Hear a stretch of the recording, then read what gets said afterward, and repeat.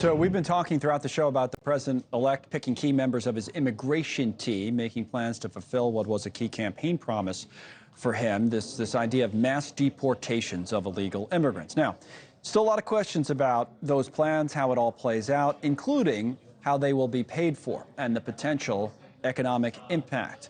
Important U.S. industries do depend heavily on immigrant workers, so whether it's construction, hospitality, agriculture, or others. We want to talk about that side of it with Nayna Gupta right now, the policy director at the American Immigration Council, favors expanding immigration, reforming the system. Thanks for joining us. I think we have numbers from your organization that do estimate cost, right, which has been one of the things people have brought up. And you're like $88 billion a year, so the 10-year cost is $967.9 billion. So this is something, I don't know how much we thought about it before, but people will be talking about it now. Talk more to us about cost.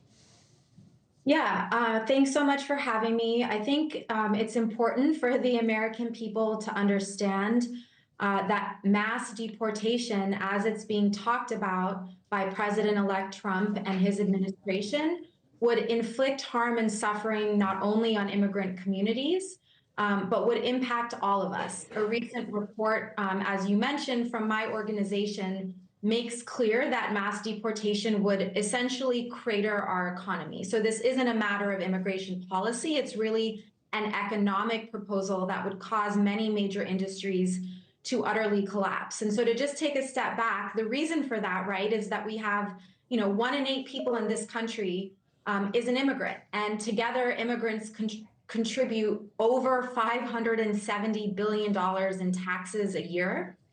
Something a lot of Americans don't know is that undocumented people contribute $47 billion in taxes every year. They pay taxes. And for those other numbers, just to clarify, are you talking about immigrants overall? The first numbers you cited are undocumented immigrants. So the first number, over $570 billion, is of all immigrants. And $47 billion a year comes from undocumented immigrants who don't have lawful status but are still paying taxes. And that doesn't, of course, take into account the various industries, as you mentioned, that immigrants fill. Yeah, so let me put those up on the screen now so we can talk through some of them and you can expand on this. So you have the list of industries. So here it is: 1 in 8 construction workers, 1 in 8 agriculture workers, 1 in 4 the hospitality industry. So to go back again, this would be through mass deportations of undocumented workers, or you're looking to get these numbers at immigrants overall for these numbers? So we're looking at both because we've heard threats in the mass deportation campaign of both folks with legal status and those without.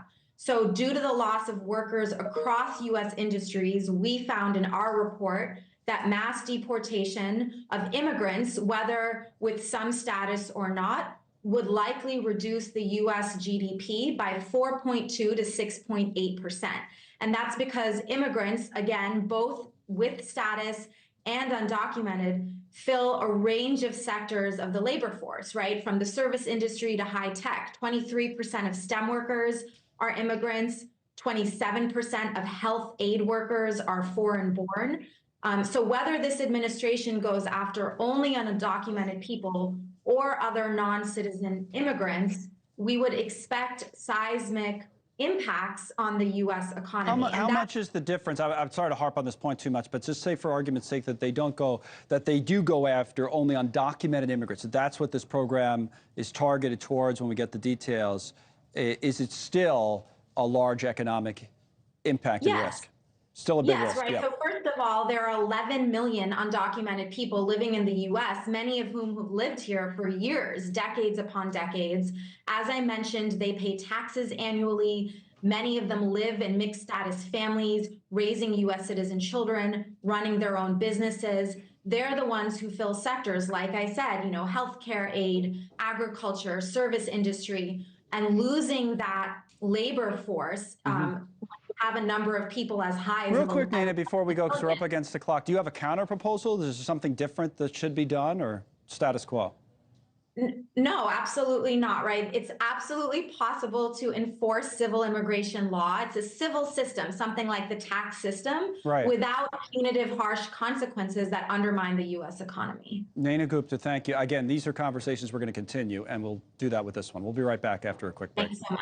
You're welcome. Thanks so much for watching. Just go to joinnn.com to find NewsNation on your television provider. And don't forget to click the red subscribe button below to get more of NewsNation's fact-driven, unbiased coverage.